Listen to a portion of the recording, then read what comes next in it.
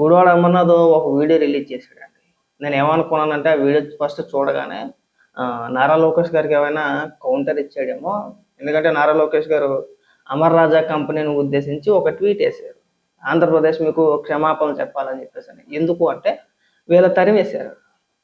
జగన్మోహన్ రెడ్డి ముఖ్యమంత్రిగా ఉండగా వైసీపీ ప్రభుత్వంలో అమర్ రాజాని తరిమేస్తే తెలంగాణలో ఒక ప్లాంట్ ఓపెన్ చేశారు. మహబూబ్నగర్లో 10,000 కోట్ల రూపాయల పెట్టుబడితో దాదాపు 10,000 మందికి ఉపాధి కల్పిస్తూ రీసెంట్గా ఒక ప్లాంట్ ఓపెన్ చేశారు రేవంత్ రెడ్డి గారి చేతుల మీద. దానికి సంబంధించి ఆయన ఒక ట్వీట్ వేశారన్నమాట. గత ప్రభుత్వం తీసుకున్న ఈ పిచ్చి నిర్ణయాల వల్ల మీరు మిమ్మల్ని తరిమేయకపోతే మహారాష్ట్రలోనే పెట్టుబడి పెడుతుంది, మీరు దాదాపు 10,000 మందికి ఉపాధి దొరికేదని చెప్పేసి నారా లోకేష్ గారు ఒక ట్వీట్ వేశారు. ఒకవేళ దానికి సంబంధించిన వీడియో ఏమైనా మాట్లాడాడేమో అని చెప్పేసి అని అనుకున్నా. దాని గురించి కాదు, జగన్మోహన్ రెడ్డి కంట భద్రత కరువు అయిందంట, భద్రతా లోపం అంట. జగన్మోహన్ రెడ్డి ఎక్కడికి వెళ్ళినా కానీ పొలవమని చెప్పేసి అని మా కార్యకర్తలు అందరూ మీదడిపోతున్నారండి.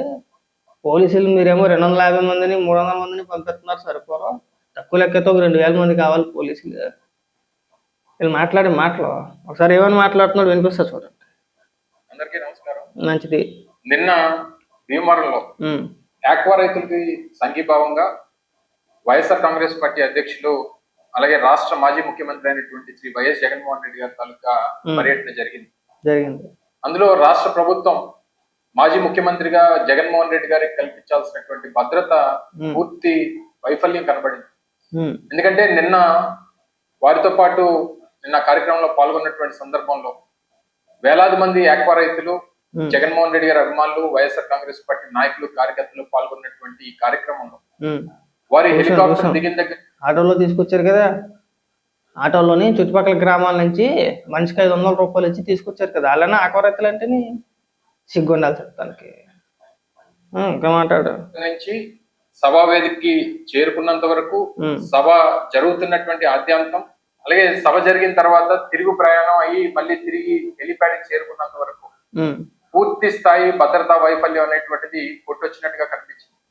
బహుశా నిన్నటి నుంచి రాష్ట్రంలో ప్రజలందరూ కూడా చూసుంటారు జగన్మోహన్ రెడ్డి గారి మీదకి ఎంత పెద్ద ఎత్తున జనం వారి మీద పడ్డారో, అలాగే వారి వాహనంలో కూడా కొంతమంది దూరి వారితో సెల్ఫీలు తీసుకునేటువంటి ప్రయత్నం జరిగిందో అనేటువంటి చూసాం. మీకు సిగ్గు ఉండాలి కొద్దిగా, మీ బతుకులకి ఇలా మాట్లాడడానికి కాస్త సిగ్గు ఉండాలి. జగన్మోహన్ రెడ్డి భద్రత గురించి ఎందుకు బాధపడిపోతున్నారు అనుకుంటున్నారు? వీళ్ళు స్టేజ్ మీద వెళ్తా జగన్మోహన్ రెడ్డి కాలుని జగన్మోహన్ రెడ్డి తన్నుకొని ముందుకు పడిపోయాడు. అదొకటి. రెండోది, కారు ఎక్కి వెళ్ళిపోతున్న సమయంలో వైఎస్ఆర్సీపీ పార్టీ కార్యకర్తలు కొంతమంది సెల్ఫీ దిగడానికి కాస్త కారు లోపలికి వంగి ఒక సెల్ఫీ తీసుకున్నారు. అదొకటి. మూడోది వచ్చేసి హెలిప్యాడ్ దగ్గర వైసీపీ అభిమానులు ఎవరైతే ఉన్నారో వాళ్ళు ఫోటోలు దిగారు. ఆ 3 భద్రతా లోపం అని చెప్పేసి అని ఇలా చెప్తున్నారు. అవే అట్ట భద్రతా లోపాలు. నిన్నంతా కూడా సాక్షి టీవీ ఒకసారి ఓపెన్ చేసి చూడండి. నిన్న స్టార్టింగ్ నుంచి జగన్మోహన్ రెడ్డి భీమవరం పర్యటన మొదలైంది అన్న దగ్గర నుంచి మొదలయ్యేంత వరకు కూడా సాక్షిలు ఏమని ప్రచారం చేశారు చెప్పనా? పోలీసులు ఓవర్ యాక్షన్, కార్యకర్తలు అడ్డుకుంటున్న పోలీసులు, వైసీపీ నాయకులను అడ్డుకుంటున్న పోలీసులు, ఎంతసేపు ప్రభుత్వం మీద ఏడటమే. మా కార్యకర్తలు అడ్డుకుంటున్నారు, పోలీసులు ఓవర్ యాక్షన్.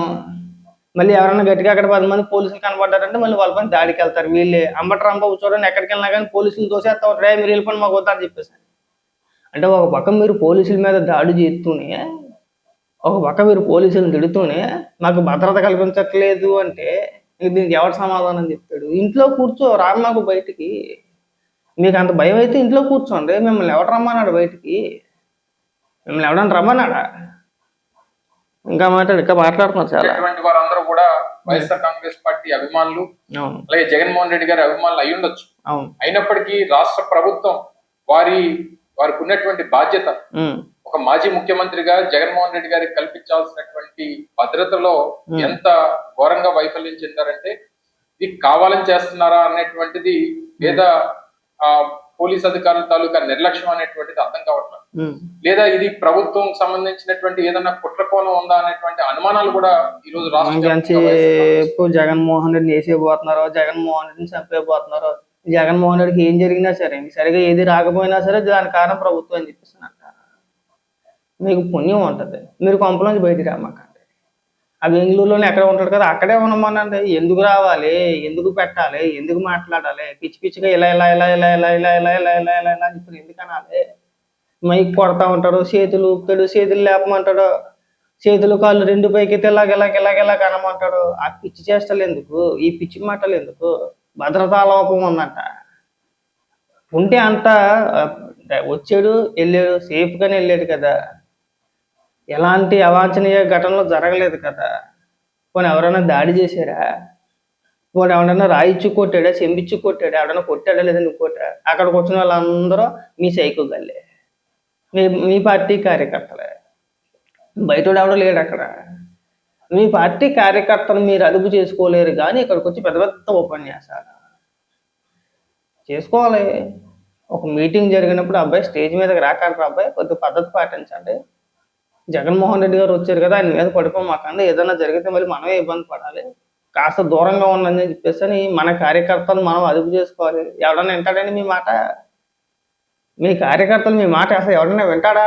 ఎలా వయసు చెప్పాగన ఆడో రకమైన సైకో బ్యాచ్ అది. మీ మధ్య ఇక్కడికి వచ్చి మీరు పెద్ద పెద్ద ఉపన్యాసాలు. అసలు నువ్వు దేని గురించి మాట్లాడాలి? నీకు నిజంగా సిగ్గు సార్ ఉంటే కనుక అమర్నాథ్ నారా లోకేష్ గారి ట్వీట్కి ఒకసారి కౌంటర్. ఆయన మాట్లాడిన మాటలకి చాలా స్పష్టంగా చెప్పుకొచ్చాడు ఆయన. మీరు కక్ష కట్టి అమర్ రాజా కంపెనీని తరిమేశారని చెప్పేసి చాలా స్పష్టంగా ఆరోపణలు చేస్తున్నారు వాళ్ళకి కూడా. మీకు దమ్ము ఉంటే దానికి సమాధానం చెప్పు. మాజీ ఐటీ మంత్రిగా నీకు ఏదైనా శాతం అయితే దానికి కౌంటర్ అయ్యి. నేను వీడియో స్టార్టింగ్లో చూడంగానే, వీడియో కనపడగానే పర్వాలేదు రా బాబు, నారా లోకేష్ గారు ఒక ట్వీట్ అయ్యగానే కౌంటర్ అవ్వడానికి వచ్చేసాడు, ఏదో చెప్తున్నాడేమో అనుకున్నా. ఇక్కడికి వచ్చి జగన్మోహన్ రెడ్డి సొక్కలు ఆగారండి, ఏలిగిల్లారండి, బుగ్గ నలిపారండి, కాలు తనుకొని ముందుకు పడిపోయాడండి, భద్రతా లోపం అండి. ఏం పిచ్చి పిచ్చి మాట్లాడి ఇవన్నీ. చక్కగా వచ్చాడు, చక్కగా రెచ్చగొట్టాడు, చక్కగా మాట్లాడాడు, అన్ని చూసుకున్నాడు, వెళ్ళాడు. మన సోషల్ మీడియాలో అంతా హైపించుకున్నాడు, అంతా అయిపోయింది. కరెక్ట్గా పరిశ్రమల గురించి చర్చ వచ్చింది, అమర్ రాజా గురించి చర్చ జరుగుతుంది సోషల్ మీడియాలో అనగానే భద్రతా లోపం అని చెప్పేసి మళ్ళీ ఇక్కడ డైవర్ట్ చేసే ప్రయత్నాలు చేస్తున్నారు. భద్రతా లోపం గట్ట ఏమీ కాదు, ఉన్న కాడికి బ్రహ్మాండంగా భద్రత కల్పిస్తున్నారు. అంతకన్నా భద్రత ఇచ్చేస్తాడు. ఇంకా జగన్మోహన్ రెడ్డి ఎక్కడికన్నా వెళ్తే ఇంకా రాష్ట్ర వ్యాప్తంగా ఉన్న పోలీసులు అందరూ జగన్మోహన్ రెడ్డి చుట్టూ తిరగమంటారా? అన్ని వదిలేసి ఇంకా ఇలాంటి మాటలు మాట్లాడు. మాకు అమర్ రాజా గురించి చర్చ పెట్టు, దాని గురించి మాట్లాడండి. మీరు ఎందుకు తరివేశారు? తెలంగాణ ప్రభుత్వం ఎందుకు ఆహ్వానించింది? మీరు తరివేయడానికి గల కారణాలు ఏంటి? అవే కారణాలు తెలంగాణ ప్రభుత్వానికి ఎందుకు అడ్డు కాలేదండి? ఎందుకు కాలేదు? వాళ్ళు మీరు తరిమేయకపోతే ఇవాళ 10,000 కోట్ల రూపాయలు పెట్టుబడి మన రాష్ట్రంలోనే పెడతారు కదా. 10,000 మందికి ఉపాధి మన రాష్ట్ర యువతగా దొరికేది కదా. అలాంటి 1, 2 కాదు, అలాంటి 100 కంపెనీలు తరిమేశారు. ఇదైతే కొద్దిగా నడుస్తుంది కాబట్టి, చర్చ నడుస్తుంది కాబట్టి బయటకు వచ్చింది. మరి దానికి సమాధానం చెప్పండి. ఇది మన చేతులారా చేసుకున్నదే కదా, స్వయంగా మీ చేతులతో మీరు చేసిందే. వాటి గురించి ఎవరు మాట్లాడండి? పరిశ్రమల గురించి మాట్లాడరు, ఉపాధి గురించి మాట్లాడరు, రాష్ట్ర అభివృద్ధి గురించి మాట్లాడరు, అమరావతి గురించి మాట్లాడరు, అసెంబ్లీకి వెళ్ళి చర్చ పెట్టరు, అసెంబ్లీలో మాట్లాడే దమ్ము ఉండదు. ఇది గాలిలో కత్తులు తిప్పినట్టు మన ఇంట్లో కూర్చొని మాట్లాడితే ఎలాగండి? మీకు మాకు తేడా ఉంది. ఇప్పుడు నువ్వు ఇంట్లో కూర్చొని మాట్లాడుతున్నావు అన్నారు, నేను కూడా ఇంట్లో కూర్చొని మాట్లాడేస్తున్నాను, నీకు నాకు తేడా ఉంది. ఇంకా మీరు ఏమన్నా సోషల్ మీడియా కార్యకర్తలా? కాదు. అదే మీరు మాజీ మంత్రులు అండి. నువ్వంటే గెలవలేదు, గెలిచిన 11 మంది అసెంబ్లీకి వెళ్ళడానికి వచ్చిన పోయే కాలం ఏంటండి? ఇప్పుడు వైఎస్ఆర్సీపీ పార్టీ తరఫున 11 మంది గెలిచారండి జగన్మోహన్ రెడ్డితో కలిపి. మీరు ఇన్ని ఉపన్యాసాలు, ఇన్ని ఛాలెంజ్లు, ఇన్ని ఆరోపణలు చేసే బదులు అసెంబ్లీకి వెళ్ళి అసెంబ్లీలో అడిగితే కాదా? అసెంబ్లీలో మాట్లాడాలండి. అమరావతి గురించైనా, లేదంటే పోలవరం గురించైనా, లేదంటే మీరు చెప్పుకొస్తున్నట్టు పరిశ్రమలకు భూములు కేటాయిస్తున్నారని చెప్పుకొస్తారు కదా, దాని గురించైనా మీరు అసెంబ్లీకి వెళ్ళి అసెంబ్లీలో ఇలా మాట్లాడడానికి సరిపోరా? మీరు ప్రభుత్వాన్ని మీరు క్వశ్చన్ చేయలేరా? అలా చేయాలంటే మళ్ళీ మళ్ళీ అసెంబ్లీకి వెళ్ళాలంటే భయపడిపోతారు. మళ్ళీ అక్కడ వెళ్ళలేం. మళ్ళీ మనం ఇక్కడికి వచ్చి పెద్ద పెద్ద డైలాగులు కొట్టాలి.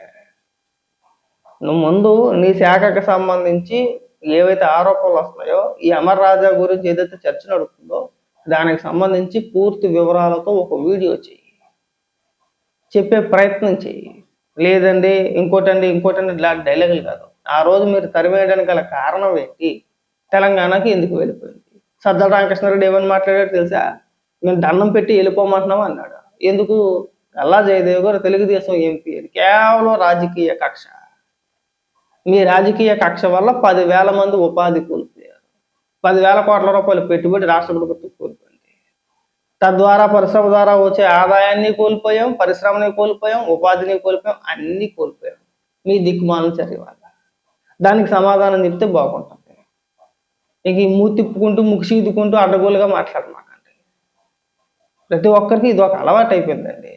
ఉన్న సబ్జెక్ట్ని వదిలేస్తారు, ఎక్కడెక్కడికో తీసుకెళ్తారు, ఎక్కడెక్కడికో తీసుకొచ్చి మళ్ళీ అసలు సంబంధం లేని మ్యాటర్ అంతా తీసుకొచ్చి మాట్లాడతారు. వాళ్ళు ఎంత గొప్పగా చెప్పుకుంటున్నారు చూడండి, అమర్ రాజా కంపెనీ గురించి ఎంత గొప్పగా చెప్పుకుంటున్నారు చూడండి. మళ్ళా ఏడవట్లా. అమర్ రాజా కంపెనీకి సంబంధించి గత ప్రభుత్వాలు, అంటే అక్కడ ప్రభుత్వాలు, మన ప్రభుత్వం కదా, అక్కడ ప్రభుత్వాలు జీవోలు ఇచ్చినా భూములు కేటాయించినా ఎవరు మాట్లాడలేదు. కొన్ని వచ్చిన తర్వాత మేము మళ్ళీ భూములు వెనక్కి తీసుకుంటాం, తరివేస్తాం అని చెప్పేసి ఎవరు అలా. ఇవాళ డైరెక్ట్గా ఓపెన్ చేశారు, ముఖ్యమంత్రి చేతుల మీదుగా ఓపెన్ చేశారు, ప్రారంభించారు. ఆ ప్రారంభించినప్పుడైనా సరే ఎవరైనా వ్యతిరేకించారు అనుకుంటున్నారా? కేటీఆర్ గారు ట్వీట్ చూసా ఏమనేసారో చూడండి. కనీసం పక్క రాష్ట్ర నాయకులను చూసి మనం తెలుసుకోకపోతే ఎలా? వాళ్ళు పరిశ్రమల విషయంలో ఏ పరిశ్రమనైనా సరే స్వాగతిస్తారు కానీ వ్యతిరేకించరు. కానీ మనం అయిబాబు రాష్ట్రానికి ఏదైనా ఒక పరిశ్రమ వస్తే సరిపోద్ది. చిన్న చిట్టగా పరిశ్రమలు కాదు, టీసీఎస్, కాగ్నిజెంట్, ఇన్ఫోసిస్, విప్రో, లేదంటే ఎల్జీ అవ్వచ్చు, ఇంకోటి అవ్వచ్చు, ఇలా పెద్ద పెద్ద దేశంలో పేరు మోసిన పెద్ద పెద్ద కంపెనీలు ఏ కంపెనీ అయినా సరే తీసుకొస్తే దాన్ని అర్జెంటుగా చంద్రబాబు నాయుడు గారికి మూడెట్టేస్తారండి. చంద్రబాబు నాయుడు గారు బినామీ కంపెనీ అంటారు. ఇది TCS, Cognizant, Wipro, Infosys, LG లాంటి కంపెనీలన్నీ కూడా చంద్రబాబు నాయుడు గారికి అంటగట్టేస్తారు. అంటే ఏంటి? గ్రామాల్లో ఉండే ప్రజలకు ఏమీ తెలియదు కదా, పాపం అమాయకులు కదా, కూలి పని చేసుకునే వాళ్ళు. చదువు సంధ్యలు ఉండవు మాకు, మీరు ఏం చెప్తే అది గుడ్డిగా నమ్మేస్తాం, అంతే కదా. ఆ కాలం పోయిన ఆయన జమానా కాలంలో మీరు రాజకీయాల గురించి మాట్లాడుతున్నారు. ఇవాళ ప్రతి ఒక్కరి చేతిలో ఫోన్ ఉంది, ఎవడేంటి అనేది అసలు వినరు కథల్లో. గుడ్డెద్దు చేయలేకపోయినట్టు ఎలా పడితే అలా ఆరోపణ చేస్తారు. అన్ని చంద్రబాబు నాయుడు గారికి అంటగట్టేసే ప్రయత్నం చేస్తారు. ఎందుకు? కేవలం రాజకీయం కోసం. ఇలా ఓట్లు మాత్రమే కావాలి, రాష్ట్ర అభివృద్ధి అవసరం లేదు. ఏ రాష్ట్రంలో చూసారా మీరు? అసలు పరిశ్రమలను టార్గెట్ చేస్తూ ఏ రాజకీయ నాయకుడైనా ఎప్పుడైనా మాట్లాడినట్టు మీరు చూసారా? లేదు. వీళ్ళు మాట్లాడతారు. వీళ్ళకి వద్దు అసలు. ఒక పరిశ్రమలు అనేది మన రాష్ట్రంలో ఉండొద్దు. రాష్ట్రంలో ఎవడో పని చేసుకోవద్దు, ఎవడో బతకొద్దు. దాని గురించి ఈరోజు డిబేట్ చూసారు మీరు? పట్టుకొని 10 నిమిషాల్లో జగన్మోహన్ రెడ్డి కావచ్చు, లేదంటే మాజీ మంత్రులు అమర్నాథ్తో సహా ఎవరైనా కానీ ఆయా శాఖలకు సంబంధించి ఏ రోజైనా పట్టుకొని 10 నిమిషాల పాటు మాట్లాడడం చూసారు మీరు? మాట్లాడరు. ఎంతసేపు చంద్రబాబు నాయుడు గారు పడి ఆడవాళ్ళు అది ఒక్కటే వచ్చిందండి. అది మినహాయించి ఏమీ రాగా. ఎవడు ప్రెస్ మీట్ పెట్టినా జగన్మోహన్ రెడ్డికి భజన చేయాలా, చంద్రబాబు నాయుడు గారిని విమర్శించాలా, అంతే.